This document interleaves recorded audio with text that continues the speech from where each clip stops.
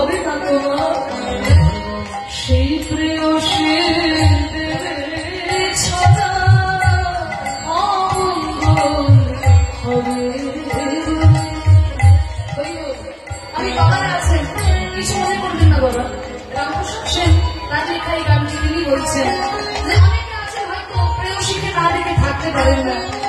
তা যেই প্রেয়সীকে না দেখে তুমি থাকতে পারছো না, আজকে যদি তুমি মরে যাও, আজকে যদি তুমি মরে যাও, কালকে সকালে যখন তোমাকে চারজনে বাসির তোলায় চড়িয়ে দিয়ে চলে যাবে, তোমার সেই প্রেয়সী ওই ঝাঁটা দিয়ে গোবরের ছড়া দিয়ে দেবে যাতে সংসারে অমঙ্গল না হয়।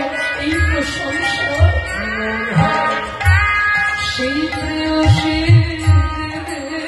ছড়া অমঙ্গল হবে বলে ভেবে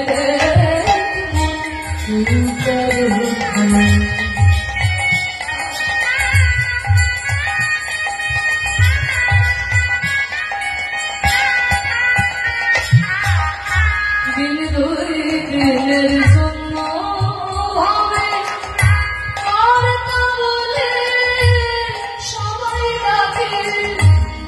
আজকে তুমি কর্তা বলে তোমার এত অহংকার, কিন্তু অহংকার করো না। তোমার মতো কত কর্তা এলো আর কত কর্তা চলে গেলে পৃথিবীতে কারণ চিহ্ন থাকে না, থেকে যায় কি কর্ম।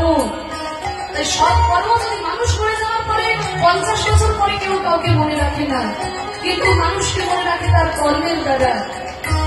আজকে আমরা রামকৃষ্ণদেবকে মনে রাখছি কেন, বিবেকানন্দকে মনে রেখেছি কেন? তাদের কর্মের দ্বারা। তাই তুমি কর্তৃত্বের অহংকার করো না। অনেকে আছে না, জানো আমার মতো বড় কেউ হয় না, আমার এক কথা এখানে নেতা বললে সব দাঁড়িয়ে যাবে, আমি কেন কারোর কথা শুনবো, আমার কথা শুনতে বসবে।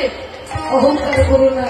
তোমার মতো কত কর্তা এলো আর চলে গেল, এই পৃথিবীতে কারোর চিহ্ন থাকে না। দিন দুই দিনের জন্য